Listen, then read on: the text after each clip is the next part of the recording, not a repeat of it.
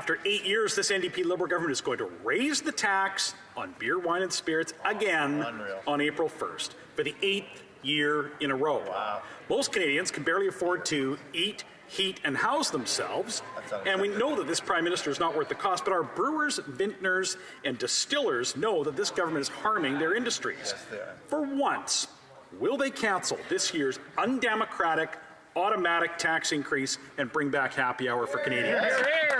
The Honourable Parliamentary Secretary. What we will ensure, Madam Speaker, is a continued competitive environment for brewers and vintners, and that environment is one that allows for people to go out and buy their beer or buy their wine or whatever they wish to do with their free time.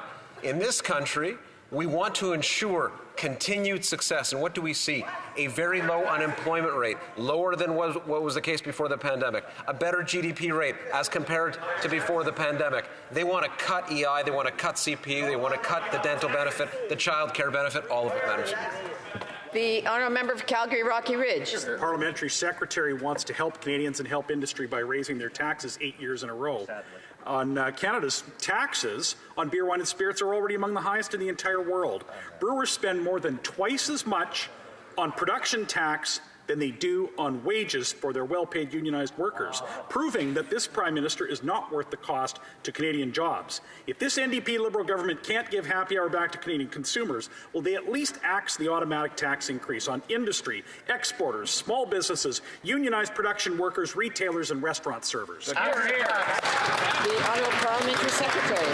As I said, Madam Speaker, we will continue to do everything we can to ensure a competitive environment for brewers, for the vintner sector, and for all Canadian businesses. But it's interesting, the member talks about unions. That's what stood out in his question. The Conservative Party is the party of unions all of a sudden? I couldn't think of anything less true. Throughout their tenure in office from 2006 to 2015, they did everything they could to make sure that unions had no power, no role in this country's decision-making. We've engaged in unions, we've engaged with Labour, we'll continue to do exactly that. The Honourable Member for Regina, Wascana. Madam Speaker, after 8 years of this Liberal NDP government, this Prime Minister is just not worth the cost. On April 1st, he will once again be raising his carbon tax by 23% on gas, groceries, and home heating. Also on April 1st, he will be raising his excise tax on beer, wine, and spirits by another 4.7%. When will this Prime Minister stop his cruel April Fool's Day jokes and give Canadians a break?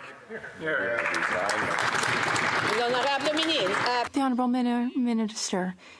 Actually, quite interested in the member opposite's question, because what he's effectively saying is that he is not in favour of the members and his people in his province receiving $1,500 in the carbon rebate that our government, is putting back in the pockets of Canadians. So $1,500, Madam Speaker, and that's along with rebates across our country, $1,100 in Ontario, $1,200 in Manitoba. The contrast is clear.